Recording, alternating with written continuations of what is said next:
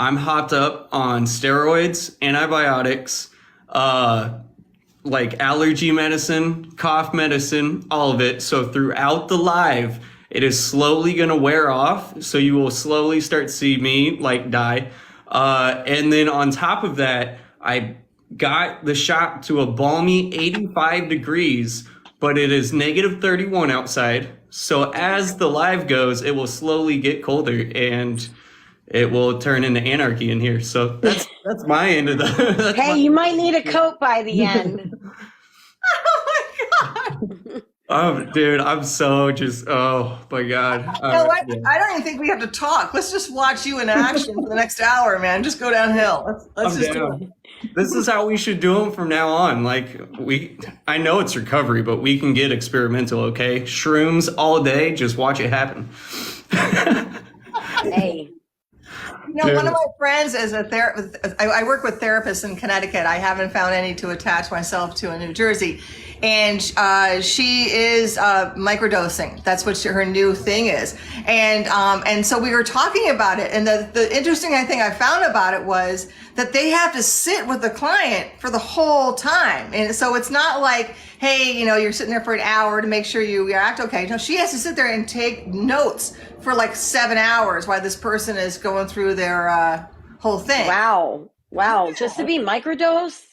Yeah, it's a whole process. It's a whole, you know, it's not like they go home and just think and like meditate. They actually go through like crying and trauma, and they need someone there to guide them, and the therapist has to be there. So I don't even ask her what the cost of that was. What does what's the dose that they do? I don't know. You know, we never really talked about it. Of course, I go back to when I was doing shrooms and.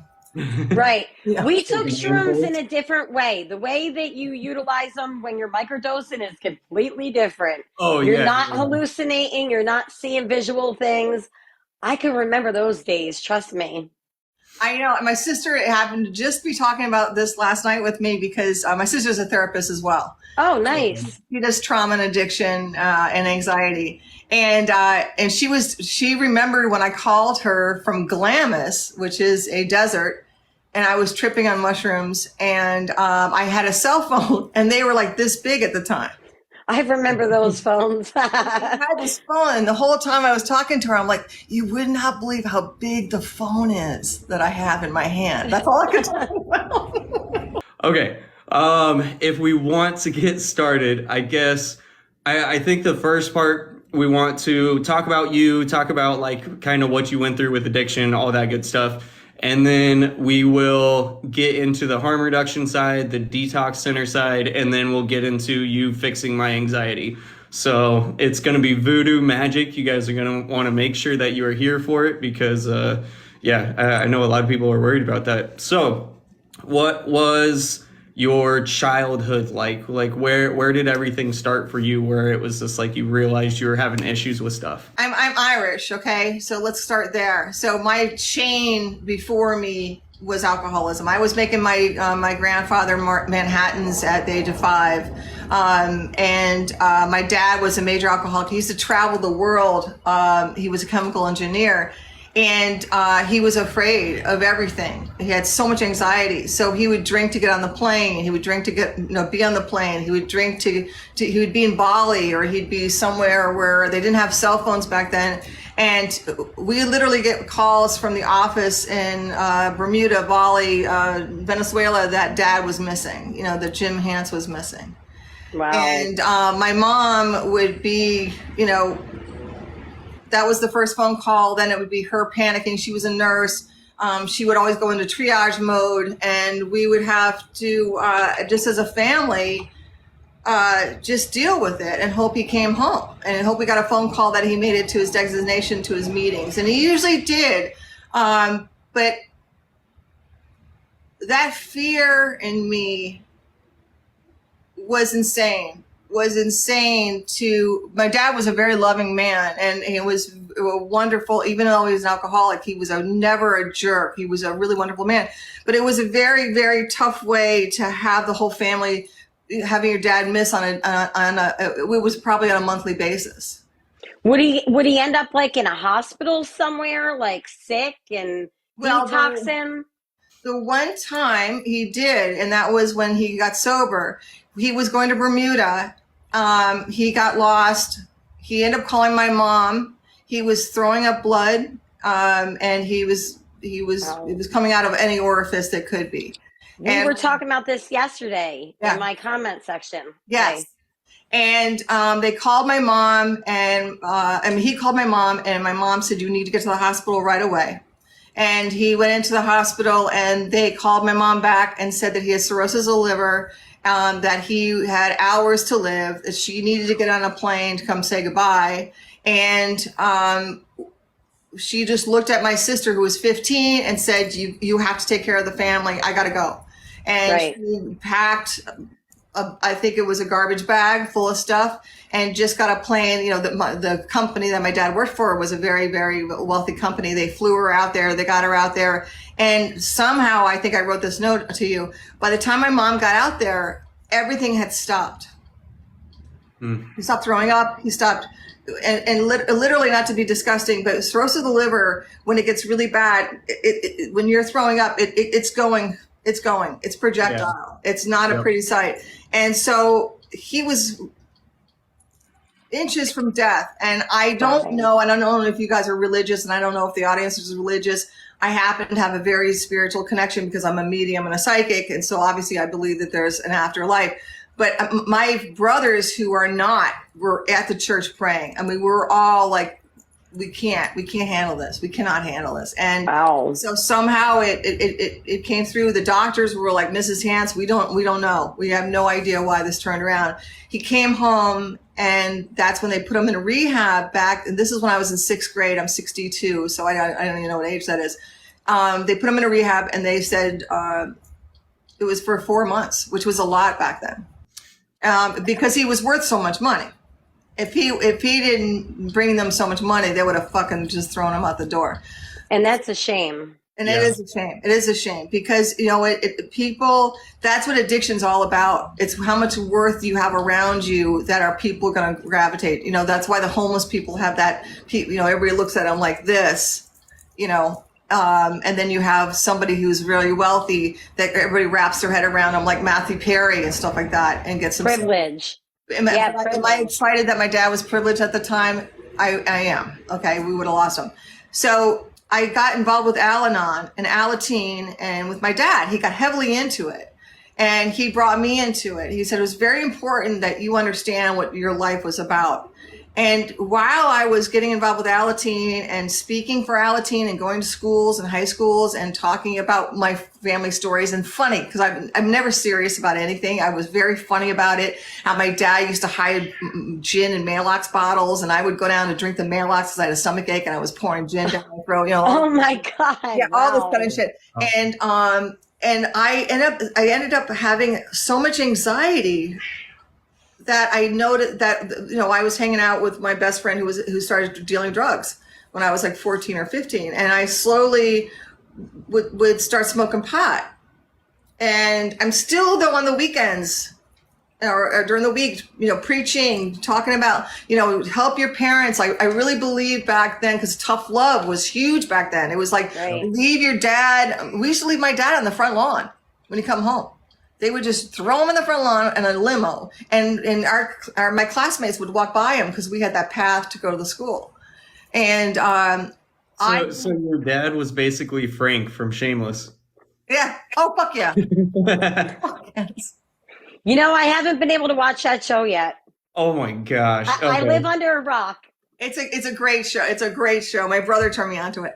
So long story short, I've always been in this world of alcoholism and helping my friends as I got older in high school, past that. Interventions. I would, you know, my friends would be like getting too high or you know, going into crack or something different. And I would be like, not on my watch. Meanwhile, let's not talk about me, you know, because I'm the savior. So no one really had an idea I was never an alcoholic. I had a roommate for 13 years, my best friend, and she never saw me drunk. Were you ever in like therapy or anything while all this was happening? Like you went to Alateen and all that, but were you in I guess, at a therapist that actually could help you? Because you had the run of the mill ones that didn't actually understand addiction. But if you went to the right therapist back then, I think that could have like prevented some of it at least. Well, I had a lot of anxiety, like you talk about, and so I did go to this one therapist. Her name is Dr. Smolin. I still remember her, and my brother went to her, and my sister went to her, and my sister actually was studying underneath her to get her when she was going into college, and she was so relatable. She was one of the first therapists that I remember back in the 70s and into the 80s that actually related. Let me tell you about me first, okay? I have anxiety. I know what it's about. You know, instead of being like sitting there and writing and waiting for you to talk and all that kind of bullshit, because I was a rebellion. You know, if you put me in those circumstances with those kind of therapists, I was going to run them around. You know, I manipulated everybody, right? I used to do the same thing. I would be running the therapy session for the therapist. Mm-hmm. So she got me on Xanax, and they were blue pills back then. Now, as I think you guys know before, and the audience may not know, I'm not a pill popper. Never have been. Sure. Never. Cocaine was my thing. I had to give up cocaine because my heart, you know, we all know I have open heart surgery. I had a bad heart back then. Nothing to worry about. But when I did coke, I would speed up like a motherfucker. So I'm curious about that, because anytime I've ever done cocaine, I feel like my heart's going to race out of my chest. But I already feel like that in normal life all the time, like very high anxiety. How did you know that that was an actual heart problem as opposed to just like, hey, that's what everyone feels? Well, because I used to go into somewhat like what's called AFib, which is an extra. Okay. So I felt that. But how were you diagnosed with that? Were you diagnosed as a child with that? I was born with a bicuspid instead of a tricuspid. So that's what you always knew that. You always knew that. Okay. And this is the sick part of addiction. This is the sick part of the whole thing.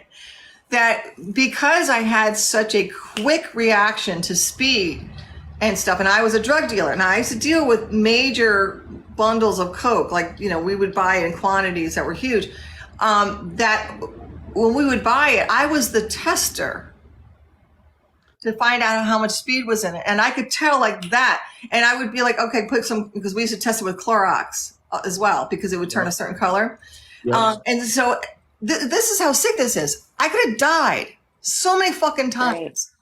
But here I was like, oh, I'm worth something because I can test coke like that and tell you how much speed's in it, or whether it's got lactose or whether it's got cornstarch or whatever. Is that sick? Because you know what? You don't ever take your health into consideration when you're doing things like that. I felt like a movie star. I felt like a movie star. Right. That's no different than like when I was diagnosed with cirrhosis. Like I didn't care. I didn't stop drinking. No one was going to tell me what to do. It's like you don't care until you care, right? Until you care. Yeah. Until you care. It's really fascinating. So I did finally start caring because I started getting to the point where my heart was going so fast that the mental part of it was not as good. So I literally had to give up that addiction. I don't think I would have given up that addiction if I didn't have a heart problem. But it did come to that. It came to like, all right, the whole time when I would snort, I would rock like this and go, God, I want to come down. I want to come down. Did you end up hitting that point? Because I had this happen later on in my cola usage. I would get that little speed bump and everything would be good. And then slowly after I'd start kind of coming down, I'd want to be alone. Like everybody else wants to be with people and having fun. I just want to be by myself, and I'd be all like in a ball and paranoid and all types of shit. Like I would say to myself, God, please just get me down. Just get me down. And I remember that feeling. Yeah. And then I'd get down, and that fucking same night, and the next night at 5:00 when I got out of my job, I would be like going to happy hour, and then all of a sudden someone's like, or my dealer would call up. Like I stop dealing. When I got in my 20s, I stopped dealing because I had a corporate job. I was an executive, so I didn't do that. But oh yeah, I mean it was like, and then I would snort it, and then I would feel the feeling. I'm like, what a fucking idiot! What a fucking idiot! Like I would do. Right. I think a lot of us get that way. Like Boogie said in the comments, he used to go for walks by himself. Yeah. I can remember being at a club in Atlantic City, and I'm like, I'm leaving. I'm getting out of here. Like the sun was coming up. I looked, like I've been out for days, and I would just run laps around the block. Like while people were going to work looking like a crazy person. It's so true. Now I have to tell you, like I did mushrooms once in my life, and that was the one I told you time when I went to Glamis, and I had the giant cell phone and all of that kind of stuff. But otherwise, I never really touched mushrooms. It wasn't my thing. And I had a party once where this guy came up to me because, again, everywhere I went, I was the safe keeper. People came up to me because I always seemed to have my head together, no matter, like I could drink 2 6-packs of beer and you did not know. You would say maybe 2 beers. I had such a high tolerance. And so they would come up to me. This guy came up to me. I was having a party in California and everybody's doing mushrooms. And he comes up to me and is smiling like this. Marie, it was the funniest thing I ever saw. I bet. He's smiling like this and he goes, I'm in so much pain. Oh, wow. I need you to help me. Wow. He couldn't stop laughing. He couldn't stop laughing. He's like, I don't want to laugh anymore. Like, and I had never seen such a contorted face in my life because he had taken too many mushrooms. And I was like, so of course I put my triage on. I'm Right. triaged to this day, and I totally forget what I'm doing. I start walking him. I start doing. My mom was a nurse. My mom always taught me what to do with the drug overdoses and all this kind of stuff. This is the way I was raised, and I brought him back down to normal. And and then if I saw these guys at a party again, and they would be like thinking about doing mushrooms, I would, this is me. I'm like, if you guys knew me, you'd be like, what the, get a fucking balance of what you're doing. Because I was always like, no. And then I would go, have this giant vodka drink and I'd be like the parent. You were like the parent Total. almost. Right. Total. To this day, my boyfriend, we're going to speed up a little bit here. So my boyfriend from high school, who we stayed good friends. I stayed friends with all my boyfriends because I'm like, whatever. And his wife was a heavy drinker, like heavy drinker. Like, that he would leave her at the hotel and come back, and then she would be like on the rocks in Kennebunkport in Maine, like that's where they vacationed, and she'd be totally ripped to shreds. Or he would like get a phone call, she's in the hospital. Like she was just over the top. And I said to him one time, we were at my apartment. I broke up my marriage, and I was on my way to being a life coach. I was doing psychic medium work, and I wasn't really partying at this point. I kind of grew out of it. I kind of got headaches, and I got sick and tired of being sick and tired. And I'm very blessed. My body just rejected it. Did you start kind of weaning yourself down a little bit? Way down. Like when I left my husband, who was a major alcoholic also, because you hang out with your kind, right? Right. Especially people that are worse than you, because you want to be able to feel better about yourself. Yep. So I always was around, the dredges, and they were BMW drivers, owned companies, making $100,000 to $2 million a year. This is my crowd, right? Because I'm from New Canaan, it's a really rich town, but they had a worse addiction than I did. But I remember saying to my ex-boyfriend, and about his wife, I said, if you don't do an intervention on her, you can never come back and be my friend again. That's how I was like, you have to save her life. You don't understand. Wow. You have to. So you kind of always led up into the kind of sobriety coach type thing as it is. So I am curious how you got into the mediumship. Was that something, were you always like empathetic as a child and feel very connected? Yeah, it's funny because I always felt, I always did feel, I got the bigger picture, always. Sure. Yeah. So if I saw someone hurting, I understood why they hurt, and I understood the bigger picture. Like an example, my dad coming home from one of his trips once, and he was in bed and he was crying. He was so disappointed in himself. And my mom is screaming at him, and my sister's upset and crying. And I looked at them all, I'm the youngest, and I said, and I walked up to my dad and I held his head and I said, this man needs our compassion at this point. You can yell at him later. Wow, from a child. So as a child, like I always got the bigger picture. And then the funniest story was when I was 21, 22, 23, I don't remember. I was in the back porch having a beer with my mom. And I told her, I just looked over at her. I was buzzed, and so was she. And I said, I feel dead people a lot. And so and I was expecting, like, my mom's kind of an atheist, but Catholic because she has to be. And I was expecting something from her. Instead, she doesn't even look at me. She's like doing something with her beer or something on the back porch. And she just says, she goes, no shit, your grandfather was a psychic. Wow. And I was like, well, isn't that something maybe you should have told us kids, because if we're having these weird experiences and stuff like that. But to fast forward, I didn't touch it until my 50s. Oh, wow. So it's pretty recent, at least. It's very recent. And the reason I didn't touch it is because I didn't feel that it was acceptable to tell people, because it wasn't. You were a circus act, or you were this, you were that. And until I started working with psychologists who hired me to unblock people with doing psychic readings or mediumship readings, and I had legitimacy because I worked for them, and they all have degrees and diplomas and master's degrees, I didn't share it with the world because I could say I'm legit. I was always worried. Now that's being a son of or a daughter of an alcoholic right there. You don't ever feel legit, do you? You don't ever feel like whatever you're doing is good enough for the rest of the world, because you're searching for perfection all the time. Yeah, because I feel like you had to grow up so fast and at such a young age. You know how parents never feel like they're doing a good enough job? You had that instant feeling from like the time you were little, so it just carried along. It totally carried along. And when I embraced, this is a true story, when I embraced the medium and the psychic stuff, I realized that the voices in my head were not something I needed to shut up with booze. And now, I probably came to that conclusion a lot. If I came to that conclusion when I was younger, I probably wouldn't have had the love affair I had with alcohol. But I had so much going on. And to speak to you about anxiety, Kyle, a lot of it I thought was anxiety. I was like, what's going on? Why am I having all this tension or feeling? And when I finally learned, I don't know if you guys know who John Edwards is. He's probably one of the famous mediums in the world.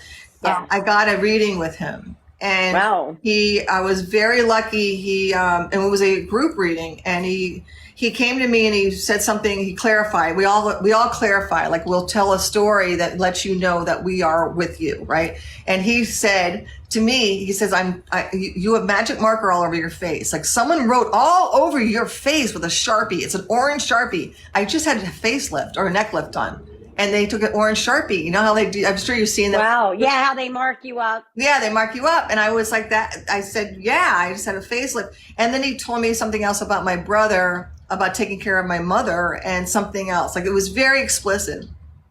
And he verified that I'm a medium. He said, you need to write spiritually. You need to give to others. This is something that you're supposed to do. Like, everybody can be a medium. Everybody can be a psychic. It's whether we're supposed to work with it or not. And I found when I started working with it and doing the life coaching, and then I didn't want to be an addiction life coach. I wanted to do end of life because people are afraid of dying, and I wanted to stop that.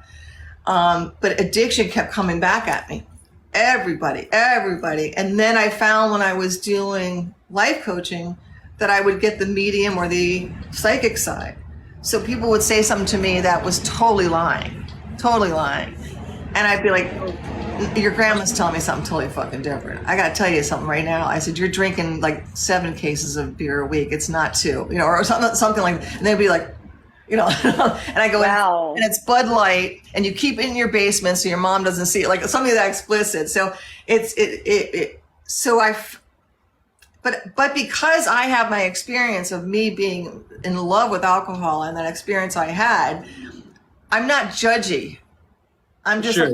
I'm like, come on, man, be fucking real with me, because I can't help you if you're going to sit there and hide under your cloth, which we all do. I mean, so that's how my life evolved. It was a constant, like, you have a purpose to help people keep sober, but yet I had a playground of drinking. I mean, I used to look at my car in the morning. I don't know if you guys ever did this, to see if I killed somebody. I've done it. I've walked out to my car. I've walked out to my car before with 4 flat tires and had no idea how I got home. Like, every tire somehow was flat, because I remember hitting curbs on the way home. Like, I was all over the place. And honestly, that didn't stop me either. No, you know what? I kept saying if I ever get pulled over and get a DWI, I said, and I used to be judgy when I had to say it. I'd be like, someone with a DWI, and I'd say to my friend Susan, who was my best friend in the world to this day, never really drank, never partied. And I'd be like, oh, if I'm ever like them, I'm going to definitely stop drinking, But it's like, it's not good enough that, you have to check your car in the morning to see if there's blood stains. It's not good enough that you don't remember who you fucked the night before. I can't even tell you. My numbers are in the 50s and 60s. I was such a whore. And I had no idea. Now, did you ever take anything with alcohol, like benzos or barbiturates? Never a pill popper. Never a pill popper. I took the Xanax that I was supposed to take with the doctor, that Dr. Smolin I told you about, but I wasn't drinking back then. So the Xanax wasn't. And then if I was, and still to this day, I don't drink, but I'm saying still to this day, like if I take a Dilaudid, I wait 4 hours before I take the next Dilaudid. I'm allowed to take 2 together, but I won't. I'm like, for some reason, I'm scared of pills. I got the same way when I got into recovery. Like, I want less in my body. Even with like Tylenol, and say I have a headache, I'll just try to wait anything out unless I really truly need medication. Like, there's just something about less is more. Yeah, and I'm actually, and I'm so sorry to even bring this up, but Claudia, who I love what she does, and she's fighting for people like me, because I have to drive 2 hours to Connecticut to get pain management, and then I have to drive an hour and a half into New York to get the pills. And this is every month, right? That's horrible. And it's a pain in the ass, but I'm willing to do it. I mean, I just kind of do it. I accept a lot of things in my life. I think a lot of people should start accepting things, and just because there's more important battles, I guess, for me. Life on life's terms. Yeah. And so, but I keep hearing from her that, and she has the right, because her experiences are real for her. I mean, that's one thing I've learned as a life coach, is I can't take away, Kyle, your experiences. Marie, I can't take away your experiences. When COVID was around, I knew a girl that lived in California that had no COVID anywhere. And she was like, the fact that people are dying is a bunch of bullshit. Now, I'm in Danbury, Connecticut, where people are dropping like flies, and like doctors and nurses that are in the hospital are dying, and no one can visit you. I mean, you're pushed away, ventilator, and you can't even make a phone call, say goodbye to your family. But I realized I can't change her, right? So, and Claudia's experience is with this whole thing is that there's the people don't start from prescriptions. And I did. And I did. That's the thing. She's very wrong on that, but like you're saying, she doesn't know, or she says she doesn't know. I take offense to that because, my brother, who is a researcher, he does that for a living, he's always very neutral about everything. Sure. And he taught me that. He's like, you cannot say that this is the way something is. In your experience, this is the way something is. In your world, okay, I'll give you that. But I'm sitting here with 400 to 500 people in rehab, and half of them are Percocet poppers, and they're housewives with kids. They're not your dingy fuckers that you think about, like that go to the street next. No, they get some fucking like buddy, some young kid to go on the street and get them some drugs. It's not like they go on the street themselves, So but anyway, that's her experience. And that's what I learned as a life coach is I have to take my experience out of it, because when I'm life coaching, it's about you. It's your experience. It's not like, oh, come on, Kyle. Come on, snap out of this. It's all my fault. I'm sorry. I've noticed throughout this, sorry to like throw things off, I keep sinking in my chair. Talk about, I do not like putting a lot of things in my body. So the fact that like, that's why I've stayed sick so long though, because I don't altered anymore. Well, steroids, my friend, to me are just like cocaine. Yeah. When I was on steroids for my neck, and I have arthritis everywhere, and one of the things they did, because I got it really bad, was they gave me pills, steroids. Prednisone. And they gave it to me like in these large doses, and then you sink down. And the first 3 days I was on it, I was smoking cigarettes and I was like pacing in my apartment. And it was so close to the feeling I felt when I had cocaine. I'm sorry that you're going through that right now because it's not a comfortable feeling. Okay, I've always been like weaned down on prednisone. That is not being done this time. Wow, that's weird. That's what I said. I got 5 days where I'm supposed to take 2 of the pills and then just stop. And I'm kind of worried about that because I've never done that before. I've always weaned down like 7, Yeah, 7, 6, 5, 6, 5, 4, 3, 2, 1. Well, the fact that you've been on 2, they made the milligrams they gave you may not be so explosive and may be enough to open up your lungs because I think they're worried about anti-inflammatory of your throat, right? Is your esophagus is what they're worried about? It's literally, so I'm supposed to get sorry to turn it into this. I'm supposed to get a chest x-ray tomorrow morning, but whatever's going on, it's not here. It's literally right here. Yeah. I can feel it every second of the day. I totally get what you're saying. And then, so that's why I'm saying it's a light dose of I'm not a doctor. I'm just saying I've been on all this shit for a long time, on and off. And so when they give you a light dose like that, they're trying to get the anti-inflammatory right here. Where your lungs, if you're trying to do that, that's when you get that huge dose of it. And then for my neck, because I couldn't move my neck, I was on it for 30 days. And my boyfriend at the time, he couldn't figure out what was going on. We've known each other since high school, but he's like, what is going on? And I'm just like, I'm gonna wash the car. It's like 2:00 in the morning. I'm like, I have to do something. I don't know what the hell. So I feel bad for you for doing that. But so anyway, so that was I had the weirdest addiction story I think anybody has ever had. I spent half my time using myself and the other half trying to get people not to use. Right. How do you get into like, okay, you figure out you're going to be a medium and all that. What is the starting point for that? Because me personally, from a spiritual level, I'm very analytical. So whenever I look at somebody who does medium work, my first instinct is to think, okay, you catch the cues faster, which you have to do for life coaching, and you can read a cue and understand it. You can read something that the person is doing. But how do you like hone that, and how do you make it more than that? Well, what I did is when I talked to John Edwards and he said that you're meant to do something with this. At that point, he told me about one of his good friends who's actually on TikTok, Seeker's Lamppost, and I schooled with her for I still do because I'm always learning and trying to expand how good of a medium and psychic I am. And she helped me hone in the cues, like you're saying. So I took class with her and I learned tarot cards, which I didn't know anything about, and then I put the two together, life coaching together. But you're exactly spot on. Where I could look at, say, Marie and I are doing a session, and she's like, "Oh, things are good," and she's smiling at me. I'll see her. This is body language, right? Well, not only that, I get a cartoon you inside of me. So like I saw my therapist. Okay, I read for my therapist. I had to read for all my therapists before they hired me. And when I was doing reading for her, I saw her with a bra strap hanging out, a black dress on, and her hair in curlers. That's what I saw in front of me because that's how she felt inside. We're looking at each other. Do you see anything when you're looking at myself or Kyle that is sticking out in your head right now? It's not because I'm not open up to your energy. I didn't come in. Like I pray. I got on my knees and I actually pray. So you have a whole, like it's a whole ritual almost. I have what you do. Yeah, and you have to have permission. But but there are times with at rehab all the time.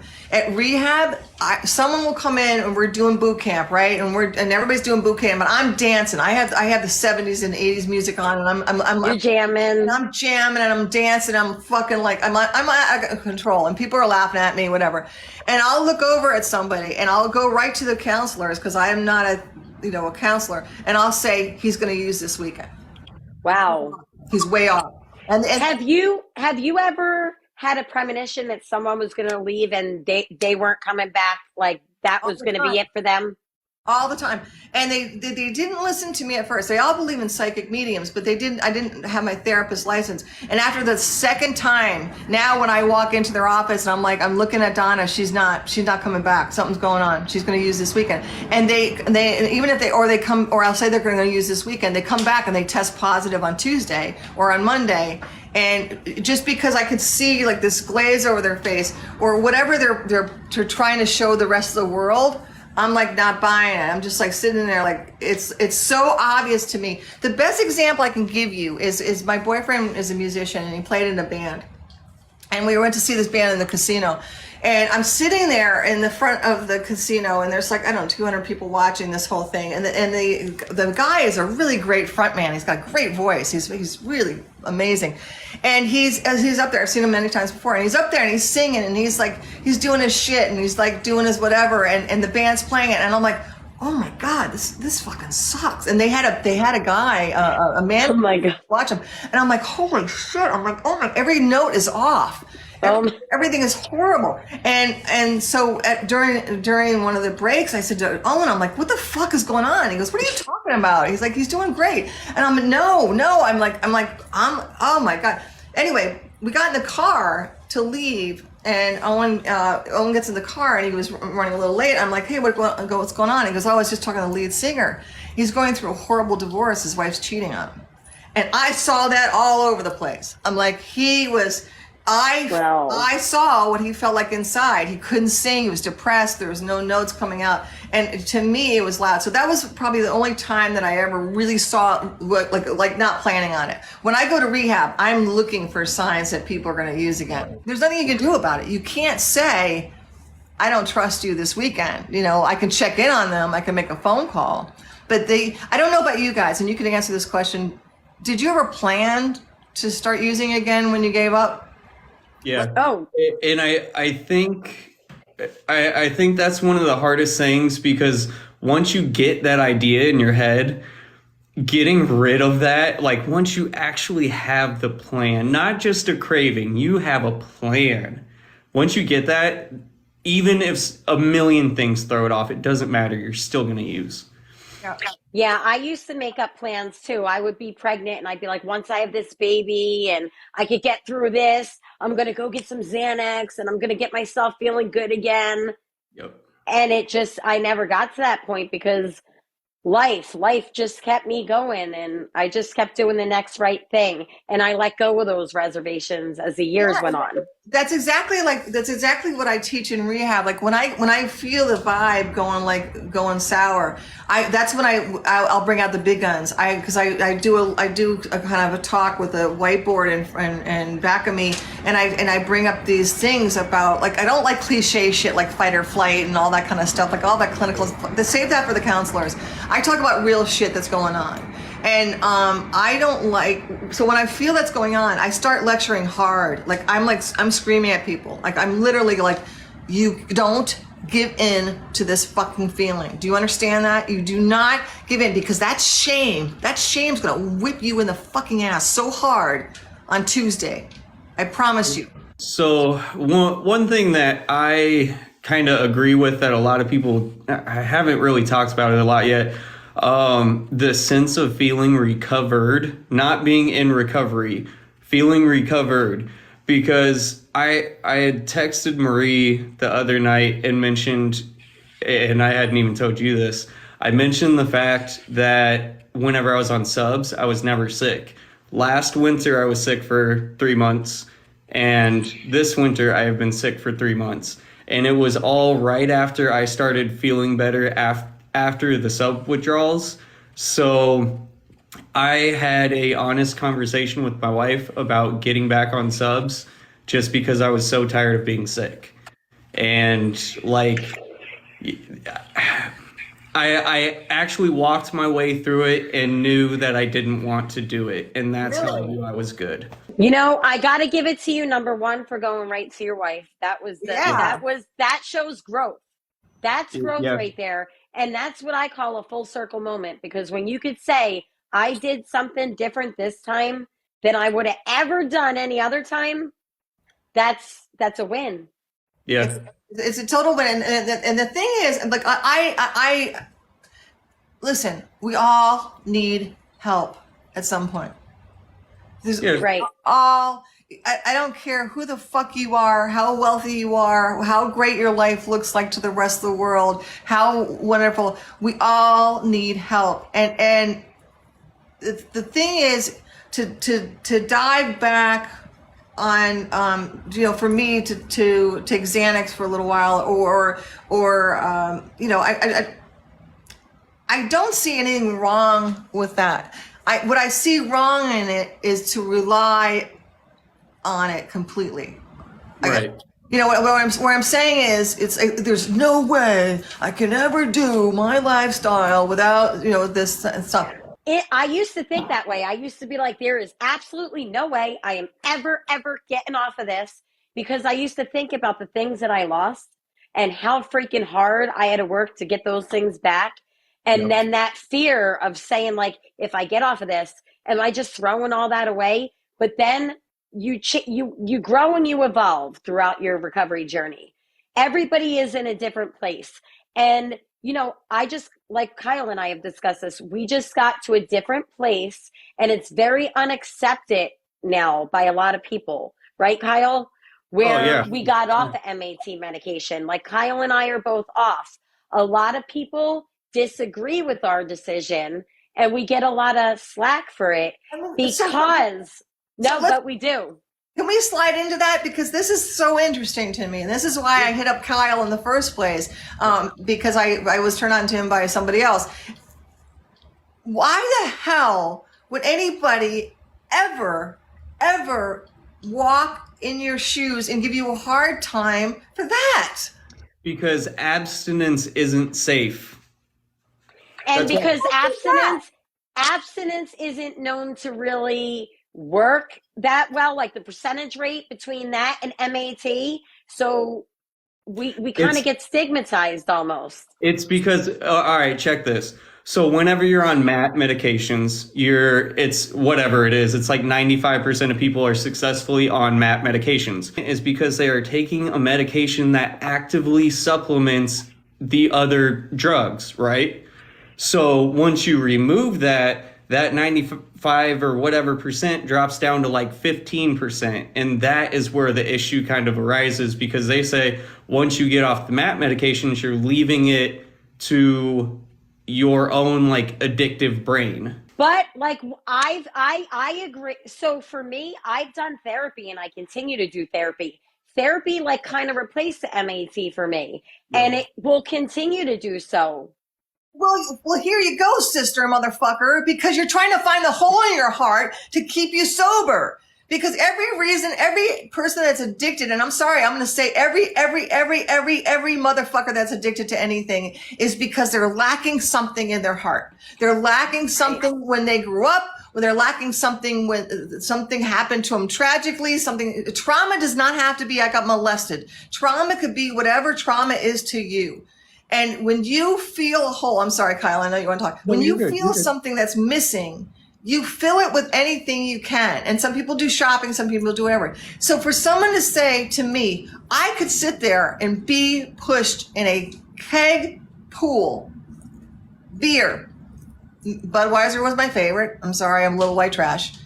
I could go swimming in that thing and not open my mouth right now. I have no desire to drink. I have no desire to get high. I have no desire to do cocaine. It makes me sick to think about doing any of those things. And for someone to tell me that I need to be on Suboxone or something else to be where I'm at today, you don't know who the fuck I am, do you? Right. That's how I feel. And it's like both Kyle and I did it two different ways. We've done it. His way was different than my way, but we were both very strong in our feeling that, like, I feel good without the medication. And trust me, if there was any inkling that like I was going to lose everything and go down the wrong road, I have safety plans in place. I will absolutely get back on MAT. Absolutely. Because like without a doubt. Woman. Right. But today I just wanted to see what I could do for myself. I wanted to see what I rebuilt up here along my journey. That is like saying to me, and obviously I'm hostile right now, I'm sorry, but this is like saying to me that you are so inept you two. I don't trust you to your own devices. And matter of fact, you should probably not be raising children because what is that telling you? What is that telling you? So here's my thing too, and so many people agree. This is one of the reasons, like early on in starting all this, I was attacked. But on subs, no, you don't. You don't get high. It's just not a thing. There is a certain euphoria to it, but you don't get high. You don't do that. You don't have to abuse it, anything like that. It still, no matter what anyone says, it alters every single person who takes it. Every single person. It alters their mood, their libido. Doesn't matter. Even if it only changes something a tiny bit, there is still something off. Now, whether you can be comfortable with that and be happy, cool. If that's the case, then perfect. You are living your best life. If you can't be happy with that, then you are still leading yourself into a problem, which is what I felt subs were doing to me because I was not happy on them. Exactly. I mean, like my brother's on Xanax. Okay, he's chemically has depression, like chemistry wise. He has physical, mental depression, and then he has a lot of anxiety because my family. Alcoholism breeds anxiety. Okay, it just breeds. Right. It's just like moss. It just grows. So my brother has it really bad. Now he's going to be on Xanax probably for the rest of his life because he's comfortable. He doesn't take a lot. He takes, I think, 50 milligram a day and 25 in the morning and 25 at night, so he can go to sleep. Okay, so one, I think it's one that's considered getting to the more addictive or whatever level. Anyway, but if he's satisfied with that help and and he embraces that help and it makes him feel like a human being, then God bless you. Right. And as long as he could get it from a doctor without any issues, there shouldn't be any problems. But to sit there and say, instead of you guys should have been like, as people walk by you, this golf clap constantly, like, you know what? I can't do it that way. It's not meant for me. I'm not talking about me. I'm talking about somebody else. But the fact that you want to give it a shot and you can do it. Are they waiting for your shoe to drop? No, they're basically. So I know Marie's seen a little bit of it too, but they're basically anyone who's. And I'm not talking bad about Matt people. I'm kind of glad this is restricted, so there's only a few people in here. But. They're basically saying that Matt is the only way, and if you are not part of a Matt program, then we are going to shun you. So basically it's stigmatizing abstinence-based recovery. That's exactly what it is. I don't care what anybody says. Kyle and I have both experienced that. But the sad part is don't we ride hard for MAT? I do. I know I'm always recommending it. People message me, I'm always... No, you guys are really you show both of you, and that's why I really wanted. I watch a lot of stuff about addiction, and I'm not one that just reaches out to people, but I liked what your messages were because you're like, let's help you not be addicted, whatever that is. Let's meet you where you are. Really, let's just help you, and if you want to change that, you change that. But AA was like that for a while. And I don't mean AA like the umbrella of AA through the whole world. I mean, there were certain chapters of AA that felt the same way. That if you don't go to AA or NA, that you can't possibly stay sober, which is the reason why I'm opening my continuing care for people that graduate. So they go to in-house for 30 days to 60 days. Then they go to intense outpatient with me. Then they do outpatient with me. And now I'm doing continuing care because a lot of people don't like AA meetings. I can't tell you how many people have come to my rehab and we're like, we do a pulse. How you doing today? What's going on? What's your level? Blah, blah, blah. And do you have a sponsor? And they're like, no, I haven't gotten a sponsor yet. No, I haven't gotten a sponsor yet. I hear that more than I ever hear anything else. And that's why I think, Kyle, I was talking to you about this. I'm having this continuing care. So the graduate people come and they work out boot camp with these guys. They get to know them. They laugh together. They hate me all together. I mean, that's usually the vibe. Everybody's like, fuck Betty, man. She's an asshole. No, not you. But they could say, hey, do you have a sponsor? And it's so committal, and they're like, no, or I like you, and they're like, well, hey, if you have a sponsor, if not, I could be a bridge sponsor. What do I call it? So I like to do that for people, and I just call it like, you could check in with me for accountability. Like, we don't have to call me a sponsor. I'm your accountability person. You could check in with me when you're struggling. You could reach out to me for questions, whatever. I'm just an accountability person. I'm not a sponsor. And I used that when I stitched Kyle. I used that about the depression. About depression people, and the accountability end is so important. I mentioned your name in that. It is. It's like, listen, and it's same with addiction. Keep moving and keep making a plan. Now, if your plan is as simple as brushing your teeth, making your bed, and putting away 3 things in your pile of laundry that you haven't folded yet, God bless you. God bless you. You're making progress. Let's do it. And call me up, or have Marie call you back, or whatever, because movement and energy, and this is the psychic medium of me talking, and it's just, is it physics? I can't remember what it's called. Energy changes energy. Energy shifts. Energy shifts. It can't shift if you're sitting on your couch and sinking in their couch and going like this. Yep. Which I do still. I still do. When I was having my open heart surgery, and the whole time I'm like, this thing's gonna bust open, and I knew that there was all these wires and shit in here, and I would sit there in the middle of the night with my pillow holding my chest, and I would just rock, and I'm like, I'm gonna get through this. I'm gonna get through this, because you know what? That's what I needed at the time. So what? And how did that, going through that experience with your open heart surgery, help it? How is that going to help you help people through different traumas? I learned that I wasn't as brave as I thought I was. But you are. But you are, though. But you know what? I don't mean bravery like I just went when they convinced me, because I was like, fuck you, I'm not doing this. We're going through the groin, and they're all like, I don't think you realize how serious you are sick, because I wasn't having any symptoms. I was doing boot camp twice a day. I was running up 11 flights of stairs. I mean, I had no symptoms. But so when they said, okay, you got to do this, I'm like, let's just go. Because I just go head first. I just go. And I have to tell you that I sat in my bed and I felt really dark. And I was like, I did not think that was going to happen to me at this time in my life. I did not know. You weren't as comfortable as you thought you were in yourself. Yeah. And I really needed, I couldn't reassurance. I couldn't life coach myself out of a fucking paperback. You needed some reassurance. Total. I was in the animal hospital. I was in the ICU, and I remember saying, "Okay, let's do some square breathing." I'm like, your vitals are fine. Your heart is working amazing. It took right to the surgery.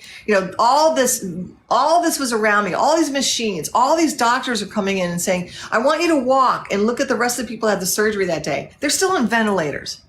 Wow. You don't even have to think up your cooch anymore. Excuse me. I don't know what that's called. So they're like, we can't, and none of that convinced me. And so I sat there and I prayed, and I realized it was like, you arrogant fuck. You are scared to death.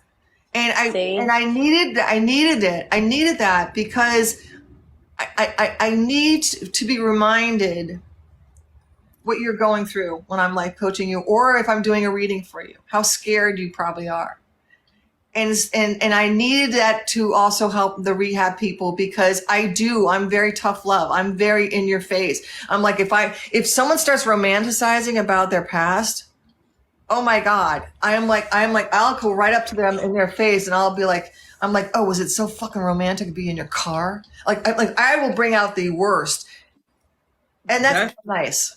That's one thing. So I've had a couple people say that about some of my videos, saying that I was romanticizing my past from like sharing stories, really. And I try and explain to people, it's not quite the same. It's how you perceive it, and it's how you as yourself understand the situation. But a lot of people just make a big deal out of that.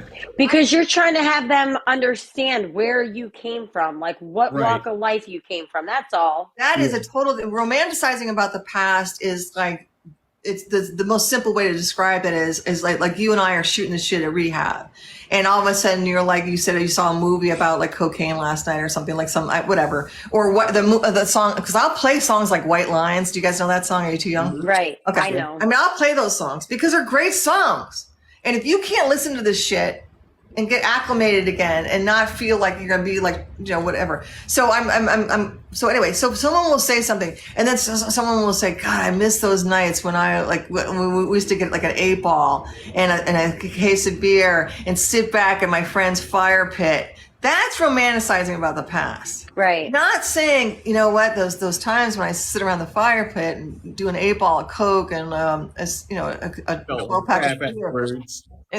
Woke up with regret the next day. Or just saying, I can't believe I survived that. That's you, Kyle. I will tell you honestly, holding my heart in my hand, you have never romanticized about the past, because I would have bit your fucking ass in half. You talk about examples, because that's what we have to lead by examples. We can't sit there and say, I'm in your world, without showing people we're in their world. Without saying, I've lived what you're going through. This experience is horrible. But I mean, to go back to subs and stuff, I'm so sorry that you guys are experiencing that, because I find that more suppressing than anything that I've heard about this whole thing. Because in the 70s and 80s, we didn't have any masks. It was turkey or none. Right. That was it.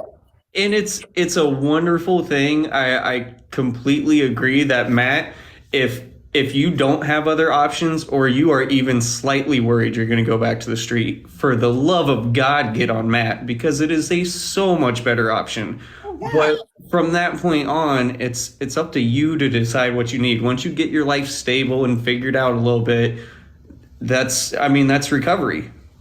And we all have different goals. Everyone has a different goal along their journey. Yes. Like, I even have people message me like, Marie, I'm on subs now. I want to get off because in a year, I want to get pregnant again. And I don't want to have a child on medicated assisted treatment. How can I do that the quickest way possible right now? And then, you know what? There's even times where I'll take that a step further. You also have to worry about that, because like, if that person doesn't have the right tools, that might not be the best idea. They might be better off staying on that, because when you're a new mom, it's super stressful. I know, I've been there before, and I don't recommend getting off. Like, you need to do the therapy and those things, because new parenthood could be super stressful. Yeah, don't ever underestimate the first. That's what I always tell everybody at rehab.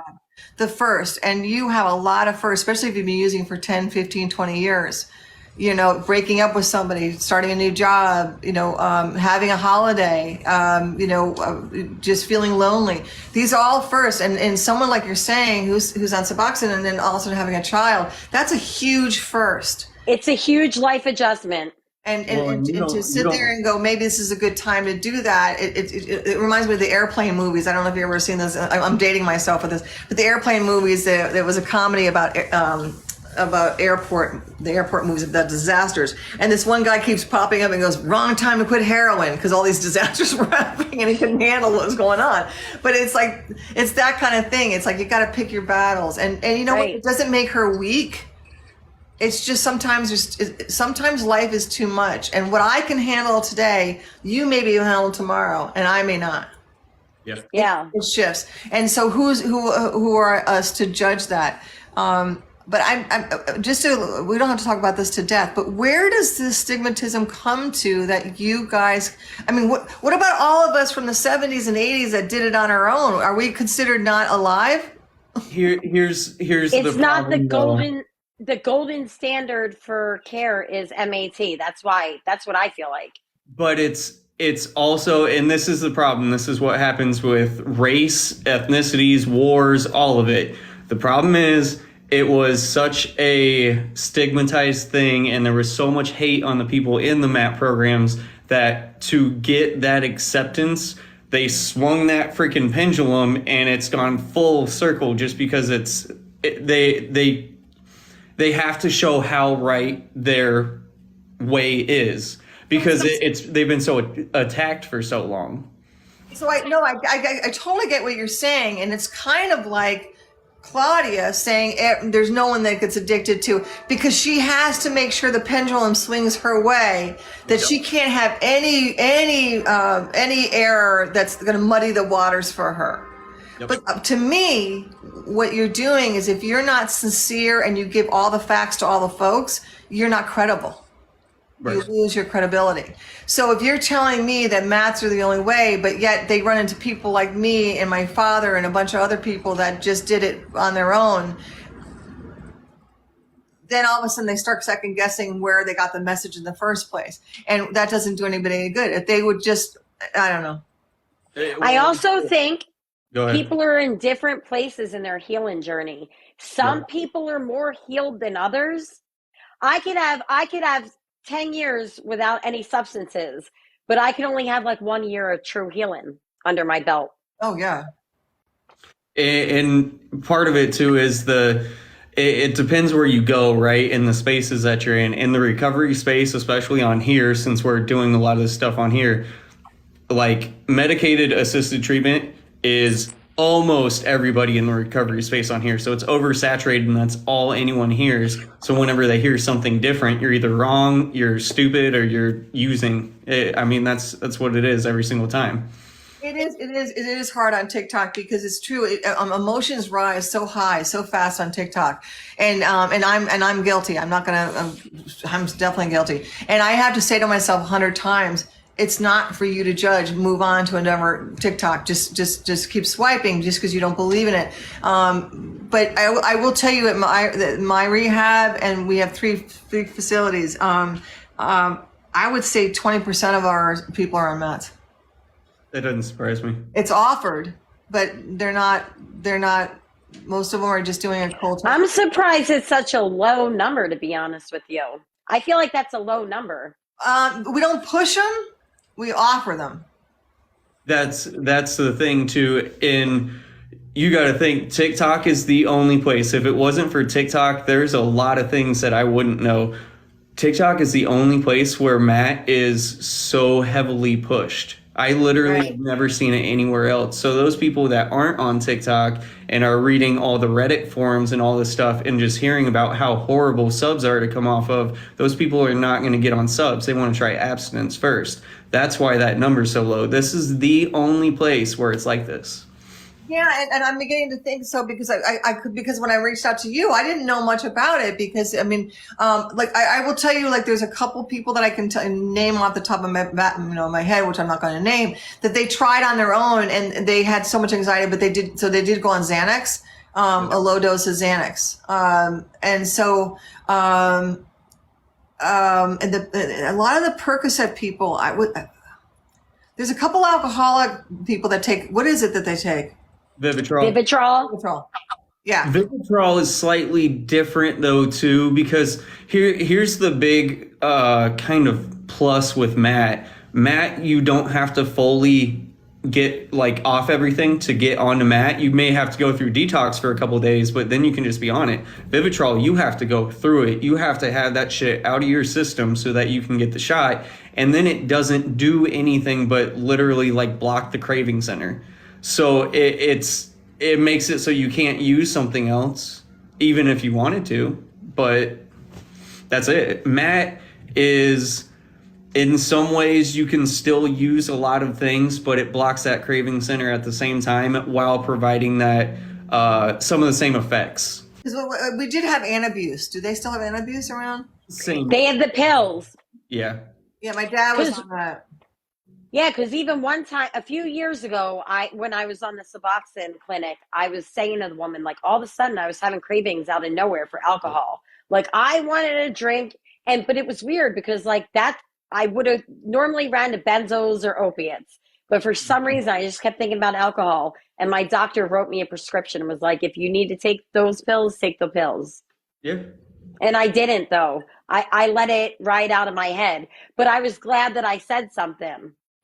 Yeah, you know what? I totally believe in that the verbal, getting it out of your head and getting out there, doesn't mean that you're going to act on it. It just kind of gets it out. It's almost like pen and paper. It connects like a journaling. It just and it feels good to know that maybe because you did say something, somebody might hold you accountable. That's why I always said things, because I love accountability. I love when someone's like, no, that helped me. Accountability really helped me along my journey. Yeah. Yeah, no, and that's what I try to do. Like, we're changing the phone calling on the weekends, because they're off Friday, Saturday, and Sunday by themselves. So I'm just like, we need to check, and it's nothing major. I just call up and I'm like, hey, what's happening? And if I'm like, you're cool, you're doing good, we'll hang up the phone. Do you need to talk? What's going on? Do you have any urges and that kind of thing? Especially the people that are in intensive program, because, and you know what fascinates me? I know we're probably going in a different circle here. No, you're okay. How many halfway homes, how much drugs they have in halfway homes? I was successful with the halfway house. So I went into a program from jail because I was pregnant, where I ended up giving birth at and could bring my baby to. But they only had like 4 rooms with mothers that were pregnant and mothers and babies. The rest was just women. And the amount of people that were overdosing in there was crazy. The amount of people that were drinking, I got schooled in there. Who's running it? That's what I don't get. Like, Guardian, who owns us, because they just bought us about 8 months ago, 9 months ago, they're running some of these halfway houses that we're getting some of these people. And one of the guys, I hear stories all the time, because people think of me as a regular Joe, okay? Because I'm in there and we're doing boot camp, I'm swearing, I'm like dancing to music. When I do the mindfulness, when I do all that kind of stuff, it's so not clinical. So I get a connection, which is a lot better than the clinical staff does.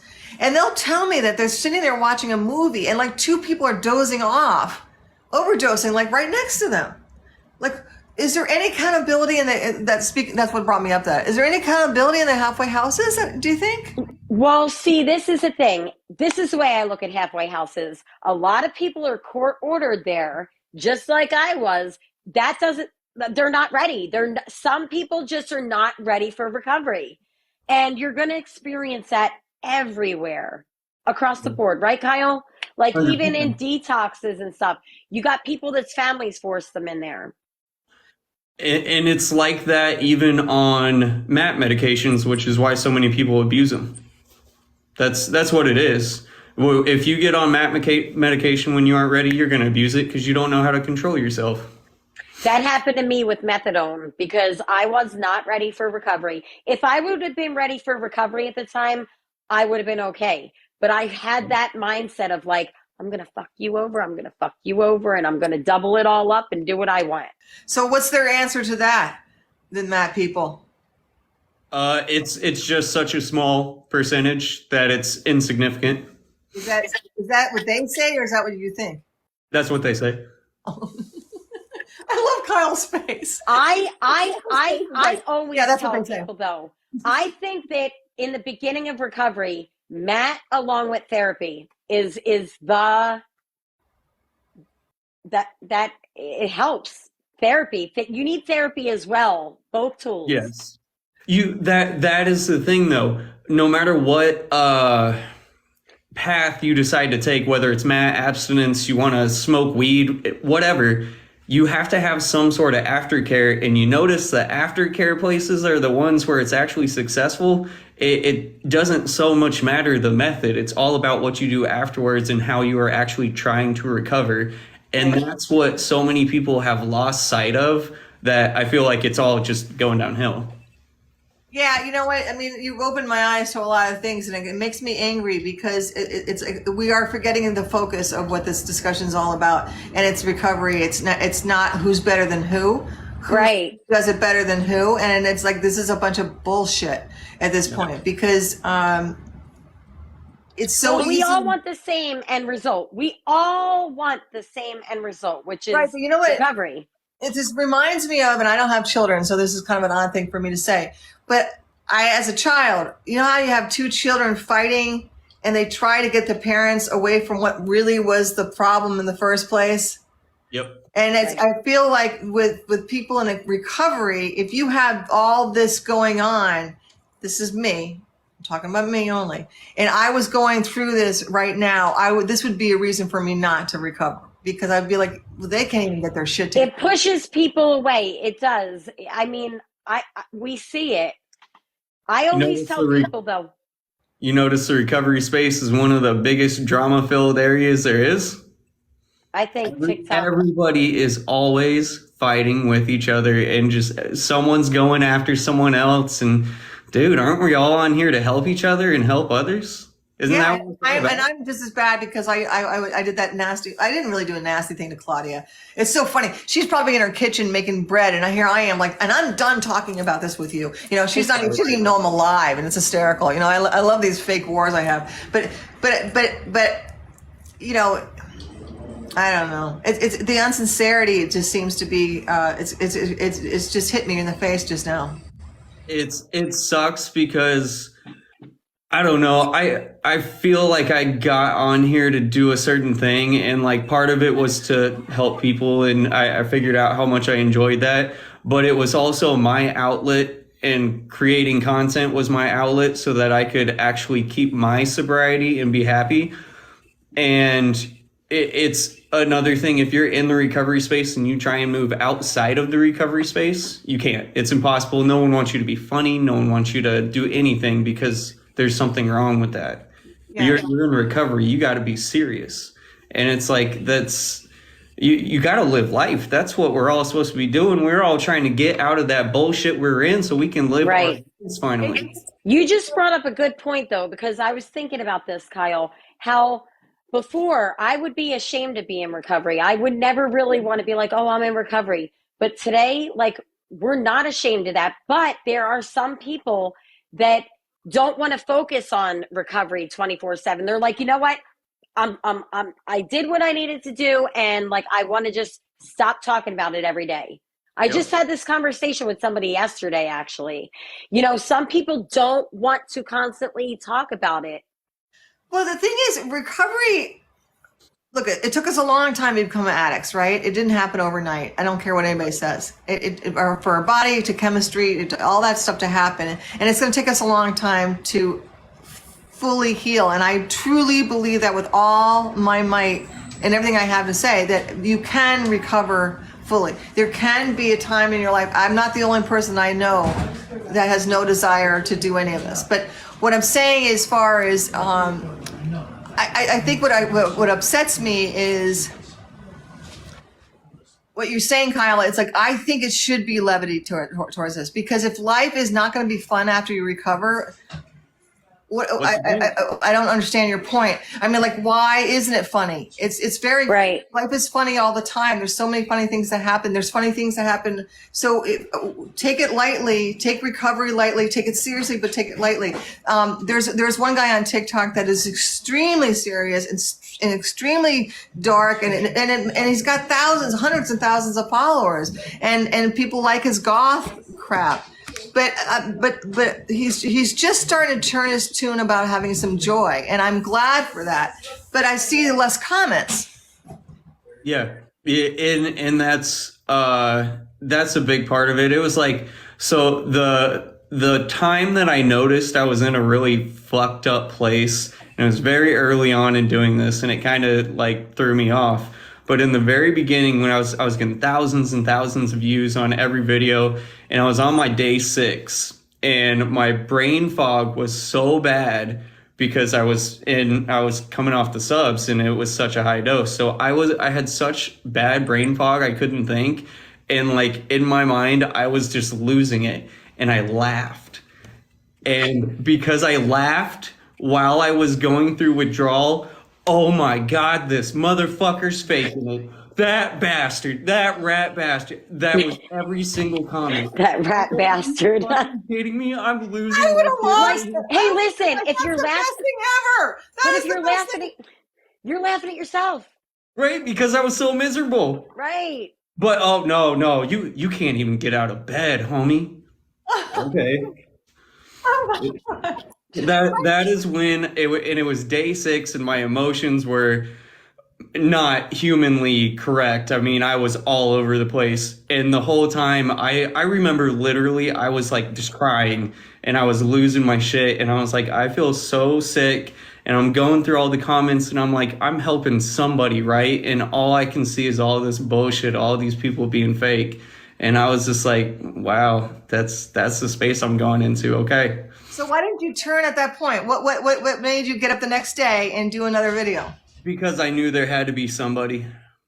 Yeah, I knew there had to be one person that needed it because I was that person with somebody else. So that's exactly why I do what I do, life coaching, and I do the rehab, because I am so intense, and I'm so intense about it. You know, like there's like I mentioned, if someone romance about the past, I'm intense about it because I don't want anybody ever to feel the way I did, ever. There's no need for anybody to feel the way I did. There's no need, because if I can bring up a conversation and tell people the loneliness that I feel, like I bring it up in rehab all the time, how lonely I was, and or what, you know, I laugh about a lot of it though. I mean, Kyle, that's why you probably enjoy coming to my rehab, because I tell stories of like when I talk about what a whore I was, you know, 50 guys, I don't even remember half their names, and I don't even remember like walking out of their apartments half the time, you know, and I think that's fucking hysterical. I'm sorry. I didn't get any AIDS. I didn't get any sexual things. I mean, I did okay. I did okay. I bounced back.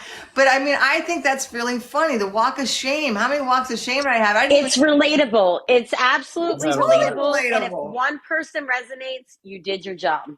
Yep. Exactly.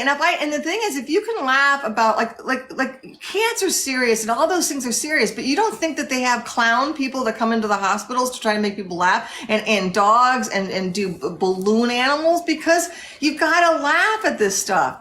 It's you know what, it is serious business, but it's also got a very funny side, and it's got a very positive side. You can get out of it. You can recover. It's the one disease, and I know a lot of people don't agree with me on this one. It's the one disease that you can either put the fucking drink down or not. You had a video where you talked about that, and that was the first one I ever saw of yours after you contacted me. And I was like, oh my God, I'm going to love her. We're going to have so much to talk about. Because I knew exactly where you were coming from and didn't agree with any of it. And I was just like, oh, open mind. That's what I like, and learning and figuring out other sides of things. So I was just like, yeah, this is going to be cool. And like Kyle, we always talk about this a lot. We always try to put ourselves in everyone's shoes and figure out like, all right, that's how they're going to think, or we don't want to hurt this people's feelings, or if we say it this way, it's going to offend this person, right? Yep. I mean, yeah, we have to think about all of it. That's why I don't know. I'm kind of disappointed in myself, I guess, with my content and stuff like that, because I'm still as honest as I can be, but I'm as honest as I can be while watching out for these 30 different groups of people that I know will attack me if I don't follow some guideline. You know what? And that's humanizing of everything. And I understand that, because I as doing a life coach stuff, and doing rehab stuff, there's times I've done a video and I felt really passionate about the video. I mean, because I believe everything I say. I mean, I don't just say, I never say something out of shock treatment. I mean, I truly believe that if someone takes booze out of, I'm just talking about alcoholic here. If someone takes booze out of your life completely and you have no way of handling that thing, you can't get the booze, you can't get it, you can sober up. You know, if we can show you the tools, you can sober up. You know, I saw my brother suffer through cancer for 4 years and almost die several times. And he didn't have a fucking lick of choice. Nothing. Wow. Nothing. There's nothing. And, but it's not a popular thing to say, but I guess where I'm going with it, there's been a couple of videos where I took it off because I'm like, oh, what if I hurt someone's feelings? And then I get pissed at myself, because it's like, God damn it, I'm here to get to that person that needs to hear me. I don't give a fuck what you all think. You want your message to be authentic to what you feel, know, and live. You know what? Yeah. Someone needs Kyle. Someone needs Marie, and someone needs Betty Brown. And whoever needs us is going to hear that voice. But if you tone that message down for some other assholes that are just going to come in and, Kyle, you're tougher than that. And who cares if you offend? If you help the people that need help, because you're going to help the people that don't need to be coyed, and let them let them stop following you. So what? I look at it this way: the right people will find you. They will come to you. Right. Well, in the whole reason that I started doing that, and it doesn't even matter anymore because TikTok's turned into a garbage space. But the whole reason I started doing that was because early on, when my videos were getting pushed out, and I was actually like helping a bunch of people all the time, I would get reported so much if I didn't conform because the viewers have so much control Control. all of us that Yep. it was to the point I was going to have to delete my TikTok. So it's either help no one or help one person and deal with all these other idiots. Yeah, and that's why I don't mind being small. I mean, I have 750. I mean 1,750. I think it's not a lot. But and I'm not trying to get godlike on you or anything. But I remember before I was becoming a life coach, and I had to go through all my schooling, and when I was going through my schooling to become a medium, and I just wanted to get out there. I just wanted to get out there. I just wanted to help people. I just wanted to go. And I remember I had I do a lot of meditation, and my meditation is way out there. It's like colors, and it's like flying, and it's all this kind of stuff. And I heard this voice said, "The people that you need to help are not there yet." And that sat with me because the people that need me will show up at my rehab.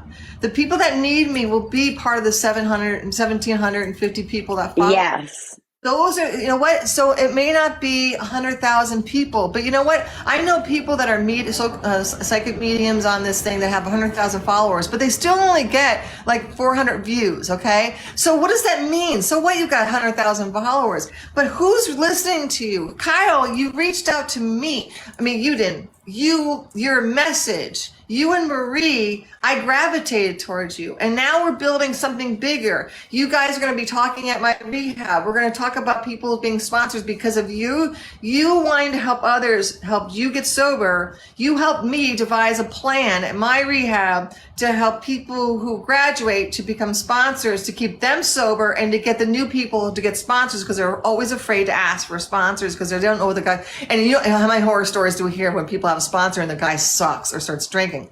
Yep. Well, see, my biggest thing, the biggest block that I come across with people messaging me for help are the word sponsor is like an AA word, and that's not the program. Like they just want to do their own thing. So they have a hard time with the word sponsor, to be honest with you. Yeah. And there's some people that do, absolutely. There's some people that are afraid to ask for right. There's I was always afraid. I would Yeah. always be the one in the corner, like not speaking up at a meeting, put my head down. And you don't want to be attached. You certainly don't want to be attached to someone you fucking hate. And how do you know if you like them at an AA meeting? How do you know? I mean, so you get these certain people that constantly raise their hand. So I think you're right. You're on something, Marie, that you need to change the sponsor thing. It needs to be, it could be accountability person. Yeah. Or whatever it may be, whatever you need. But I want to say, Kyle, and this is the life coaching side of me and the psychic thing. Don't ever not be who you are, because the persons that need you the most are the ones you're going to let down.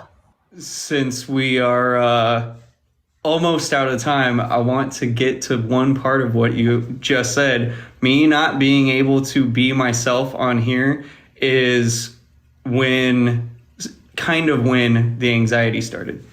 That makes sense. Because you're afraid to offend people. You're like this. I went from being up here with every single person at all time to I'm just always down here. I know. And I was going to tell you, like, we were talking about, we're going to do some kind of life coaching. I'll go over this really quickly. For life coaching, what happens is when a person first comes to me for trauma, anxiety, whatever, I ask them, why are you here? And if you say I'm here for anxiety, I'm like, how does it interrupt your life? And I start asking these questions that make you dig. And I kind of did that with you on texting, but it's kind of hard doing that because I need your reaction back and stuff like that. But I love the work that you did because you just said something that's so important. Your authentic self is being squished.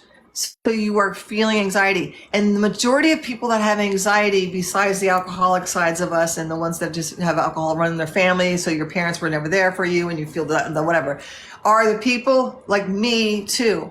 when I couldn't be my authentic self, when I went to a party and didn't tell the jokes that I wanted to tell, when I would not be able to dress the way I want to dress. I mean, I'm 62 years old and people are still like, you dress like you did in the 70s. So fucking what? But the thing is about me now is I'm 62 years old and I don't give a fucking fly what you say, okay? That I'm going to be me because I'm here for a reason, and there's people I'm supposed to get, and there's people you're supposed to get, and the people that you're supposed to get. And when you push authentic self, your anxiety starts going on because you don't know how to be. Because if you're not being who you really are, then that leaves you this huge space to be a million other things that you're not. And you're trying to be this for other people. And that makes total sense, because when you said to me about being late, you kept mentioning about being late. I'm like, there's something that makes him not prideful when that sets him off so bad. So he's feeling bad about himself as a human being because I can't even be on time for my job. That's what I got. Wow. But I thought if I that's could sit there and try to like life coach you on the text, it wouldn't come out that way. But that's that's exactly what I felt for you. Like your anxiety, and that's why I'm offering this in front of everybody for free. Either one of you, if you ever want to do sessions with me, we'll do them. They're we could do a half hour, an hour, or whatever. I'm not going to charge you a fucking lick because we were brought together for a reason. And maybe I'm supposed to help you with your anxiety. I'm not going to judge what I'm supposed to be here for. And it would do me good anyway, because then you could tell people what I really do, because a lot of people are afraid of life coaching and that kind of thing. But you did a lot of work by you picking that pinpoint out. Every time that you're with your children, at work, whatever you are, you're disappointed in yourself, and you're easily disappointed in yourself. And so I think what part of it was too, because you told me write everything out. So I started literally writing everything out. So I used this as my outlet whenever I was getting off of the subs, and like this was my thing that I wanted to do, and it made me happy. One, this no longer makes me happy like it used to. Still enjoy it, but it doesn't make me anywhere near as happy as it used to. You're thinking too much. You're thinking about being yourself. Well, so I realized with the late thing and my kids and all, if I do not have control, it reminds me of how shit I feel like this goes, and then I just end up in a mood. And then I'm still not sure if the like social anxiety part of it is just because I always have to watch what I say on here. So now in real life, I watch what I say more. It's like people do not understand how much social media and this stuff actually fucks you up. This is an example. You're right, Kyle. You're absolutely right. And you know what? In recovery, social anxiety is one of the hardest things that I've ever had to deal with. I thought that I was a social person because guess what? I used to be. Not anymore. Today, I like to sit on my couch. I don't like to conversate with people on the phone. I'm not really a texter. I'm not really a talker. I look like I might be that way, but in all reality, I'm just a homebody. Well, a lot of it is also is you are social. Like when we were using, we do have that, and I don't give a shit attitude, right? And but a lot of it also, and then I'm not sure about this, Kyle, but this is the vibe I'm getting there, the energy I'm getting from you is I think you rush back to the shame you had when you were using, when things don't go right. I could see that, and it's weird because like you blame yourself, like you said before, that like I blame myself, like, and you were joking, but. Yeah. What about the shame that you felt when you were a child? I feel like it could go back deeper. Like, as a child, you just feel like a sense of, I don't know, I did, a sense of shame. And I think maybe part of the problem is whenever I was using, like, me and Shan had talked about a lot whenever it came to like all the shit that I did. Like she knows a lot of the shit that I did, which I never thought I would tell anybody that. 'Cause even on here, y'all don't know a lot of stuff. But like, I never confronted that stuff, if that makes sense. I told her, but I never really like analyzed it, even as I was going through and kind of telling my whole story and stuff like that. I never sat down and was like, man, I always felt grief in these areas or anxiety or depression, whatever. So I think that's part of the problem. Maybe I didn't resolve some of that stuff, so it's showing up now. But yeah. Absolutely. Look, anxiety is basically uneasiness. Okay. Yeah. We can cut everything down to little words. My cat's getting fur all over me. So anxiety is uneasiness, and a lot of times I love when people come up to me and go, "What are you anxious about?" No one knows what they're anxious about. Nothing and everything at the same time. Exactly. And a lot of times it's worrying about like the unexpected, like the fear of the unknown, like what's coming tomorrow, or I got to pay this bill, I got to do this, it's that constant. And that can be a different kind of anxiety. But when I think and as I said, if you're interested in doing life coaching with me, I'm more than happy to do this with you. I think a lot of it was you're trying to come into your own, okay? Off of doing a lot of drugs and off of, a marriage that you were very honest about, that you got married because you had a child. And I thought that was very raw of you to open that up. So you're coming off on trying to be your own, okay? And you feel this lullaby, and that's TikTok at first, right? You feel this, wow, okay, I'm saying my truth, I'm doing this, and then all of a sudden you get boom, right? And all of a sudden you don't know what your authentic, you don't know what's accepted or not accepted, and all of a sudden you're that shaky person again, and you were just finding yourself. So now you're on wobbly ground again, and then that's a lot, and you're so true. And what I'm saying, you can always argue with because I'm not you, but what I'm saying is, you're so right about TikTok. I don't think people realize how much damage it did. I was obsessed with TikTok when I first got on it, and I would constantly look to see how many likes I got. And then I got to the point where my work, it may be limited. I may be only supposed to get to like 100 people. I may be only supposed to get people at rehab. I've gotten people from TikTok to do life coaching, but most of my clients come from word of mouth. They do a reading with me and find out I'm a life coach. I have people from Australia. I have people from India. And I'm like, isn't that enough, Betty Brown? Now, how much do you charge for those life coaching sessions? Because there could be somebody in here that might be interested. Oh, well, life coaching I do is $55 an hour, unless we do, like, some people do it for months at a time, and then we do a smaller package. I'm not in it for the money. If you look up life coaches, they're anywhere from $200 to $300. I want to be the person that needs me, that felt like I did. That's my important thing. That's my important thing. Now, the people who come out of rehab that have no insurance, I charge them $25 because they have nothing, and they still need, because what I do with those people is I take them from the moment they graduate. And let's build a new life for you. Let's build a new life. When I was leaving the halfway house, I went to another program. It was a housing program, and I'm still there. So I was scared, because you're right. That's when life really begins. The day you step out of that place and you have your freedom again, I'm walking out with a baby. Before, I was in here with the baby. Like, I had help if I needed it. I'm getting my other kids back from DCF. Now it's like, there you go. You just get thrown to the pack of wolves. But if you work with someone along the way, I had a case manager. I love the accountability of it. Any time of the day, they can knock on my door and be like, show me your unopened Suboxone wrappers versus your open ones. Yeah. Pee in the cup for me. Those type of things help me tremendously to learn how to take my medication correctly and to stand on my own 2 feet again. One of the funniest stories and the shortest stories I have, and I think I may have said this to you guys, or maybe I said it online, I can't remember.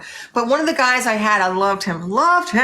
I can't say his name, but he was Dominican, and he was just like the whole thing, like, and I'm as white as they come, but I have some funk to me. Anyway, so he was coming up to me, and he was a pot smoker. That's it.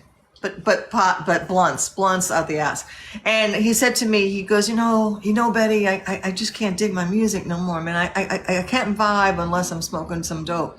He said, I don't know what to do about it. Like, so every time I listen to music, I'm gonna get high, and I'm fucking feeling like I'm gonna slip. And I looked at him and I said, dude, did you ever think of, now that you're sober, you really don't like that music? Right. Hey, that's like 100%. now that you get sober, you really might not like that relationship Right. you're So in. Like so he things goes. change. So he goes, what are you talking about? Because it was rap and all the heavy duty rap, about the whole thing about, sucking my, whatever. And Oh, like that's that. funny. So I said to him, I said, seriously, man, I said, it wouldn't surprise me if you like jazz or something. Anyway, he comes in the following Monday and he's got like a boom box, like joking boom box on it. He's listening to Led Zeppelin. He's into the 70s shit like me. And he's like, I don't need to get stoned, man. This shit speaks to me. And I'm like, I said, when you finish, when you get out, like when you stop getting high and you're out of rehab and you want it to, your life, this is old school AA. You never go back to the same life you had. You don't go down the same streets. You don't go to the same pizza parlors. You don't go to anything if you're that weak. You have to change everything. So that's what I do. Okay, you like to garden before? But that triggered you. All right. So instead, you're going to start writing books about gardening, or we're going to take what you had and we're going to change it to what works for you now. And the same thing with stroke victims. Same thing. I had people that I used to, I worked with strokes that couldn't do the same thing they had because their left side is now paralyzed. So let's take what you loved and change it so you can still do it, because your life is not going to be the same, but you're going to still have the enjoyment of the same things. You have to learn how to adapt. You have to learn how to adapt. And it's the funniest story. And I'm the same way with Dead. I was a Deadhead. I went to the Dead concerts all the time. It was Marshall Tucker, all these guys, people. I stopped smoking dope and I was like, God, these guys suck.